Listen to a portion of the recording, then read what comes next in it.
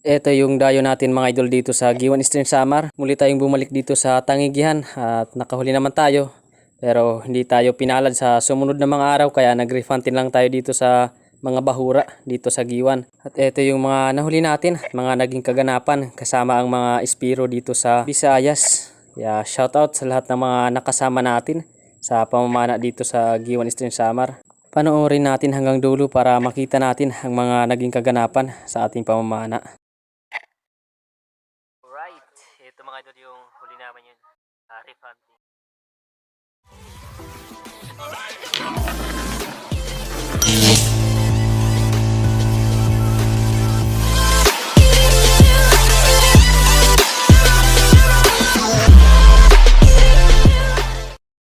Okay, good morning mga idol. Bali, tapos na kami mag-ready.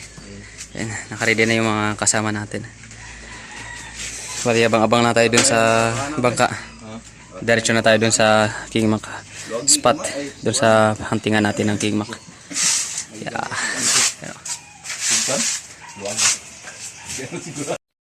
Ayan mga idol, bali. Ito yung bangka na gagamitin namin papunta dun sa Bahura kung saan kami mamana ng Tangigi. Medyo madilim pa talaga kami maalis dito sa bahay ni Bro Bon para makarating kami ng mas maaga dun sa Bahura na pamamanaan namin. Ang biyahe namin mga idol nakadepende sa panahon. Kung hindi malakas yung hangin, mas mabilis kami na makakarating dun sa Bahura. At gaano kami karami na nakasakay dito sa bangka. Pero ngayon, ilan lang kami na nakasakay sa bangka kaya medyo mabilis yung takbo namin. And shoutout sa lahat ng mga kasama natin. Ilang minuto lang yung biyahe namin at nakarating na kami dito sa Bahura. Right, nandito na tayo mga idol sa Bahura. Yan, mag-ready na tayo para magkanta tayo ng King.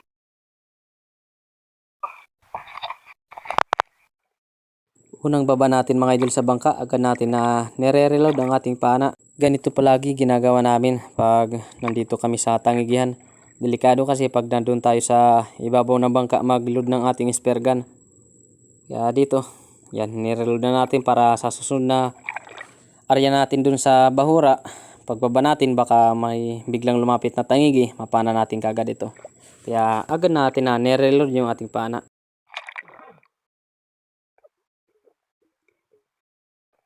Pagkatapos nating ma-reload ang ating pana, agad na tayo sumakay sa bangka at nag-drop ulit dun sa dulo ng Bahura. At pagka-drop namin, eto nakapana si Bro Christian ng Tangigi.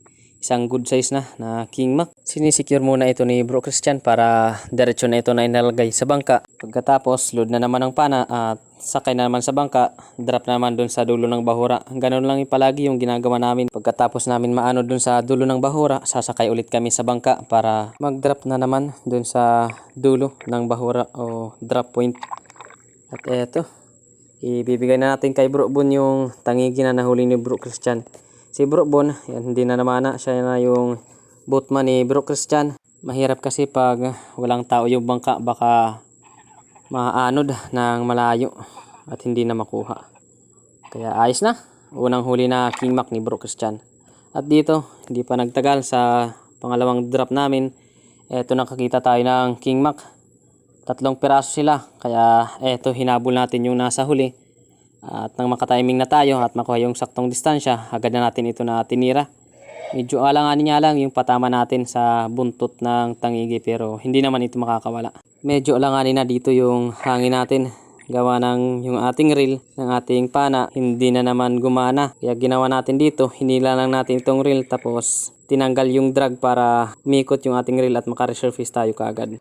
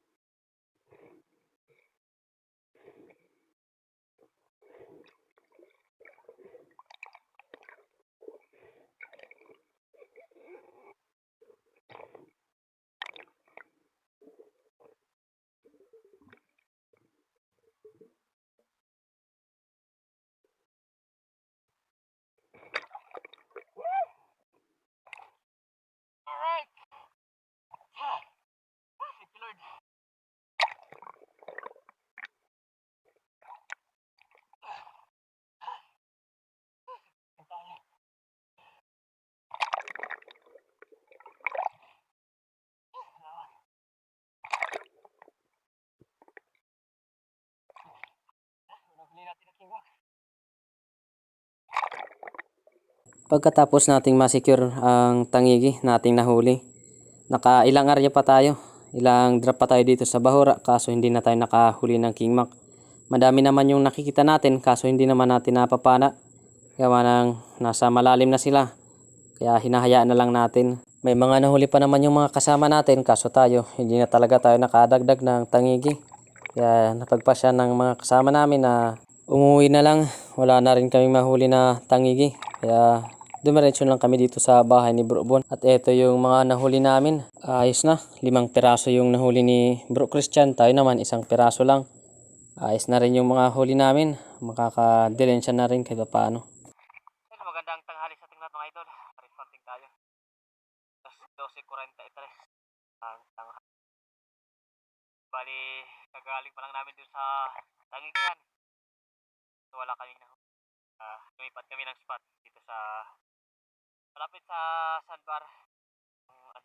Bahura. Sana may mga mahuli tayo dito na isda. Go!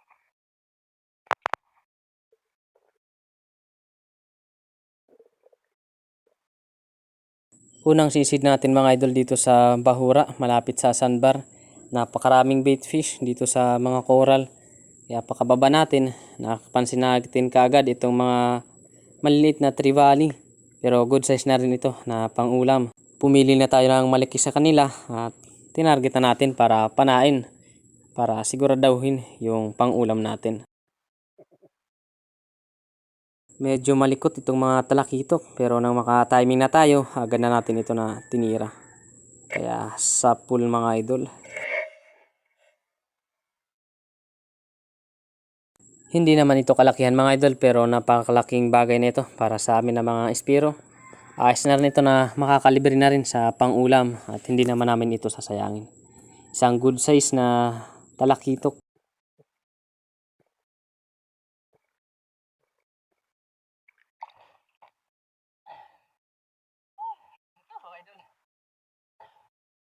Pang-ulam.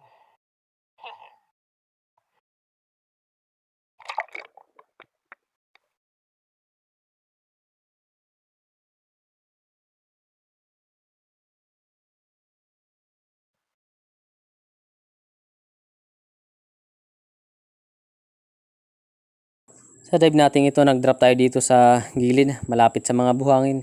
May napasin kasi tayo na mga maliit na bahura dito sa ilalim. At nagbabaka sakali tayo na may mga malaking isda na paaligid-aligid dito. Pagdating natin sa ilalim, may nakita tayong 2 bayang. Napakaamo ng bayang na ito pero hindi muna natin ito kaagad na tinarget. Baka may dumating pa na mas magandang klaseng isda. Kaso dito, wala na talagang ibang nagpakita kaya ito na lang yung tinarget natin. Itong bayang o panaklubon kung tawagin namin.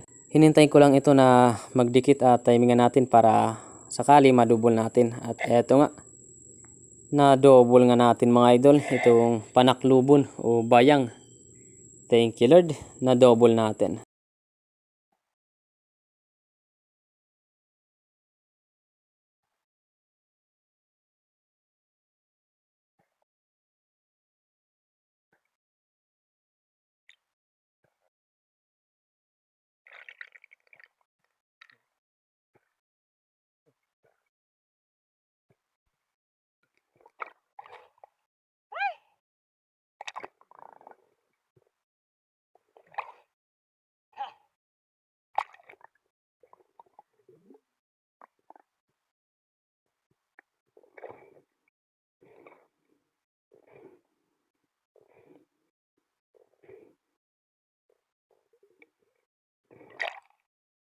Dali mga idol.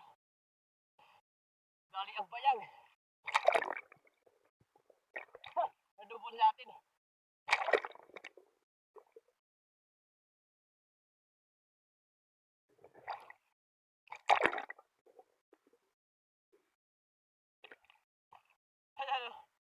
Sabon. Nadubol natin yung bayang.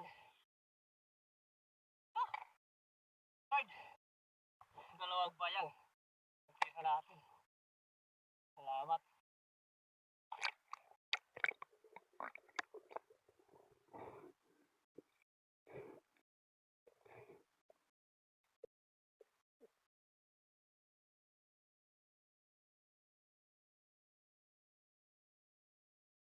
Bumabante lang tayo ng konti dun sa napana natin ng bayang.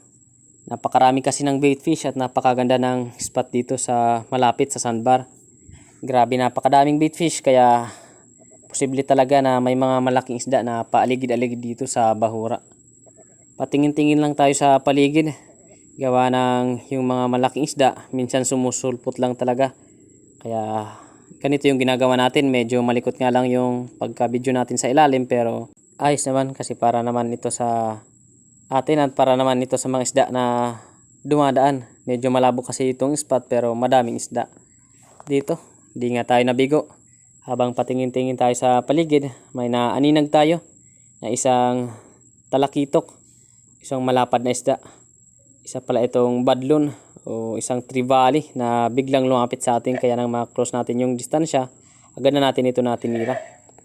Sa pool mga idol, spine shot, isang badlon.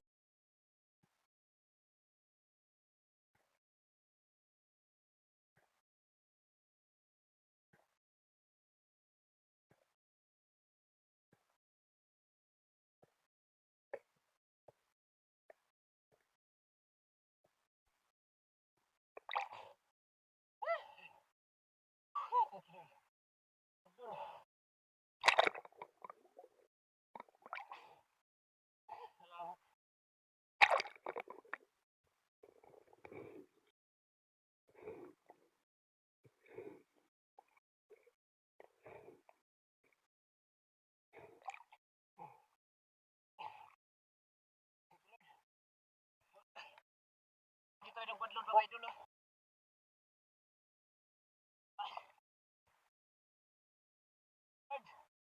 Apat natin ang huli, badlon.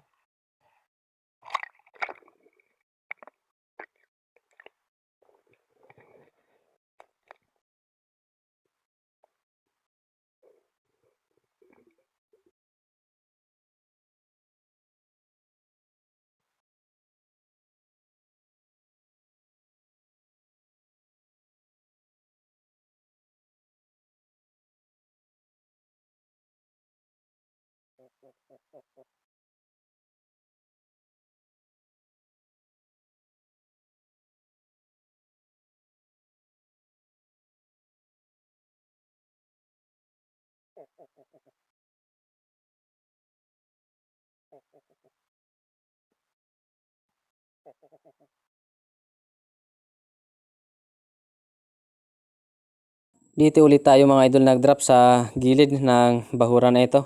At eto, may nakita tayong mga lifty. Good size na itong lifty, kaya eto na lang yung tinarget natin. Wala namang ibang isda na dumadaan, kaya no choice tayo. Ayos na ito na pangbawi sa pagsisid natin at pangulam na rin ito.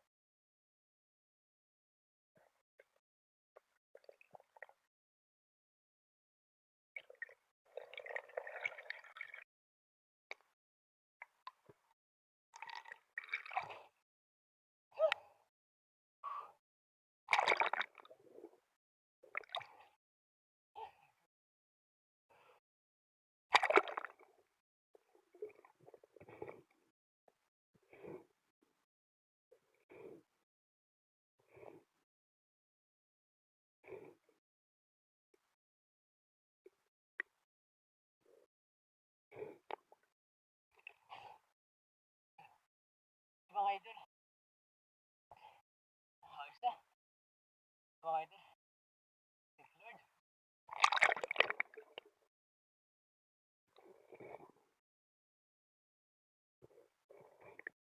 Sa dive natin ito mga idol, buti lang sa ilalim na natin na-open yung ating camera. Napansin kasi natin na medyo maamo yung nakita natin na mangrove snapper. Kaya agad na natin ito natinira. Thank you Lord, may pagkamaamo itong mangrove snapper. May kasama sana itong malaking bayang, nasa 6 kilo na siguro yung bayang na kasama nito, kaso ito yung first class na mangrove snapper. Kasi yung bayang second class lang, nasa 150 o 120 yung kilo dito sa amin.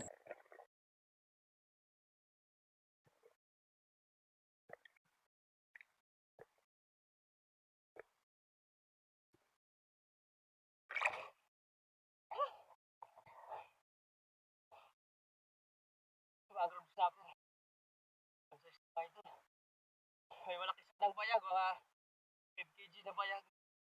Kasi ito yung pinara natin. Ayan o. Ano huli natin? Mga group snapper. Na.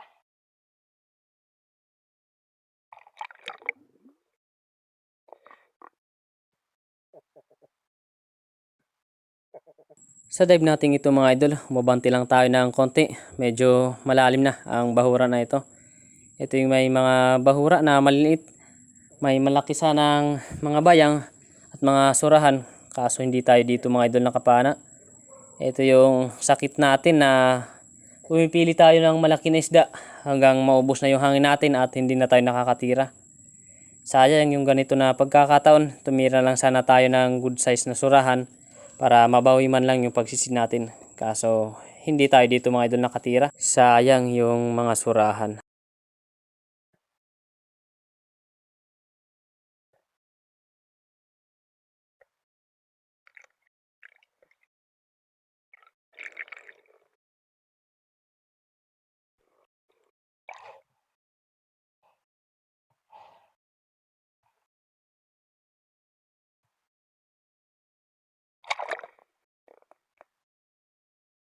Sa dive natin ito mga idol, ito pa rin yung bahura na malaki malapit sa sandbar.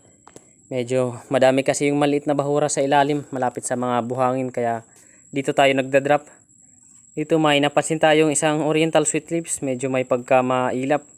Kaya hinahanap-hanap natin, malabo rin kasi yung spot na ito. Kaya nahirapan tayo sa paghanap dun sa sweet lips na nakita natin na lumangoy palayo. At eto mga idol, nakita na natin itong sweet lips kaya agad na natin ito na tinarget at nang maklose natin yung distansya, agad na natin ito na tinira. Thank you Lord, maganda naman yung ating patama. Sentro sa katawan ng sweet lips. Ang kaso nga lang mga idol, pumasok ito sa butas kaya nahirapan tayo bago natin makuha ang sweet lips na ito.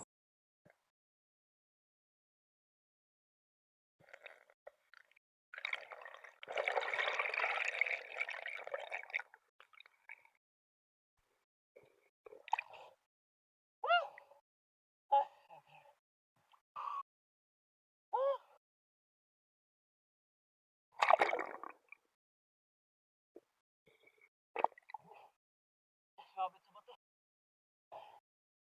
Sabit sa bato mga idol.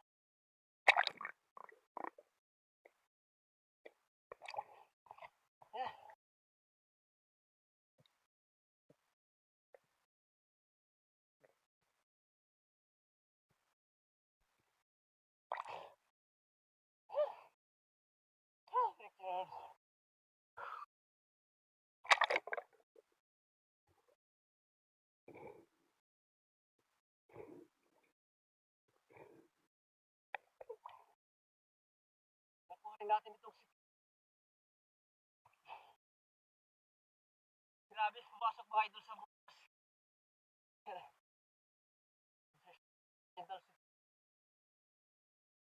Lord, pasok sa butas kaya nahirapan tayo sa pagkuha.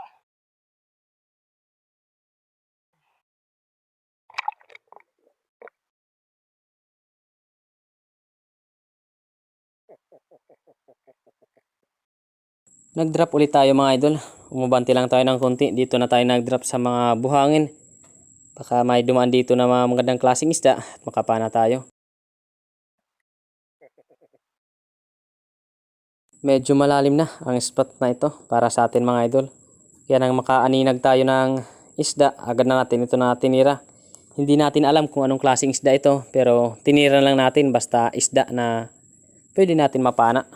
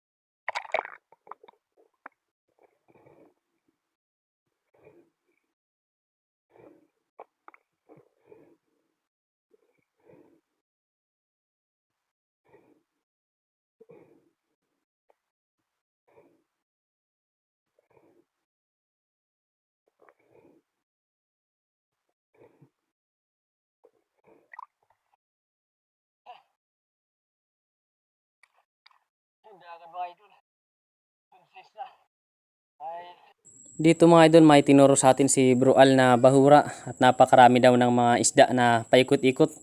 Kaya sinubukan natin na mag-drop dito sa bahura at mag-ambush sa ilalim, baka makakita tayo at makatiming ng pagsisid na may dumaan na isda at makapana tayo.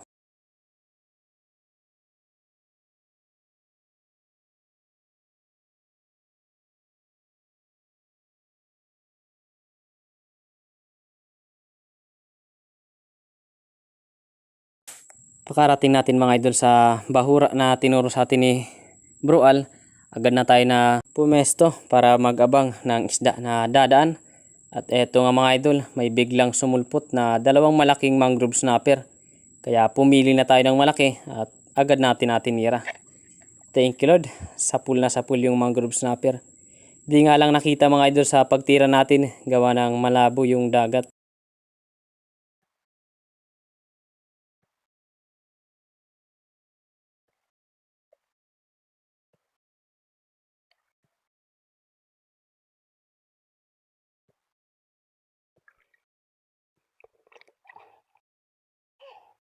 Paksi bro.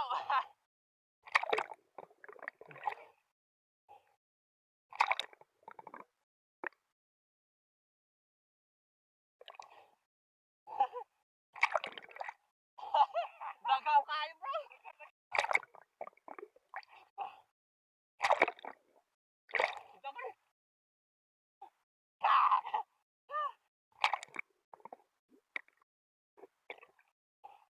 Laki oh. Mangrove snapper. Tawag nila dito kayo dun. Amat. Dami nila bro. Bate.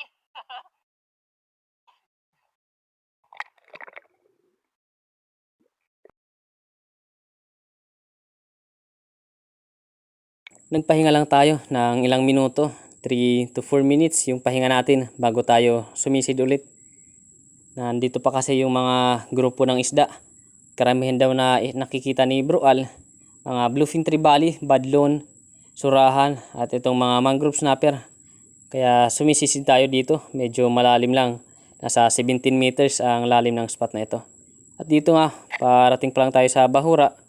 Eto, may biglang lumapit na badlon. Kaya agad na natin ito natinira.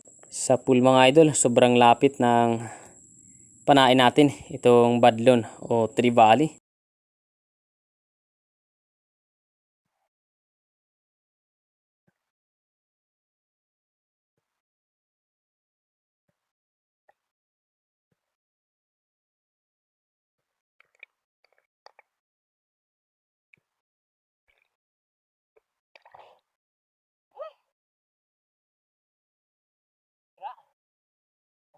Dun.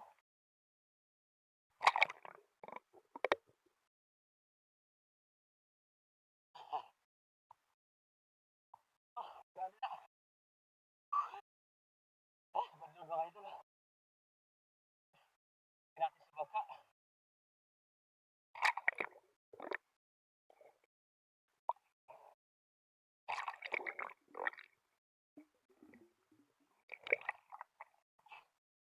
Mga palawan lang ang spot.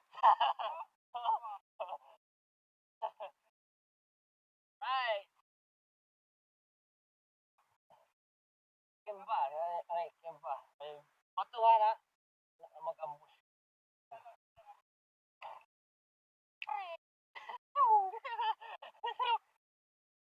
Alright. Wow. Bondi sa sid. Right. Mahod namin mga idol. Panting oh.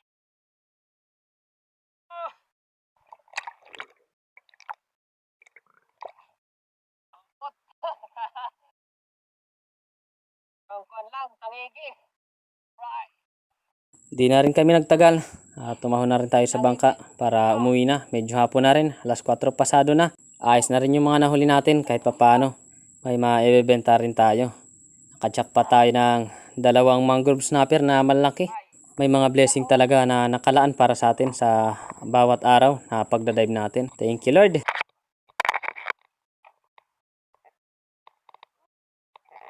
Ay. Bit na ta. Alright, ito mga idol yung huli naman yun. Reef hunting. 3 badlon, 2 mangrove snapper, 2 oriental sweet, tapos bayang striped snapper. Bakit magtubunakan? Bali, ito na lahat mga idol yung mga nahuli natin. Bali, bibilhin na ito ni Bro Bert. Iyan, siya na daw yung bibili para ibenta niya dun sa Leyte. Itong mga nahuli natin. 250 per kilo pagbenta natin dito sa mga nahuli natin na isda. Mga first class kasi ito na isda. Except dun sa hindangan na nahuli natin.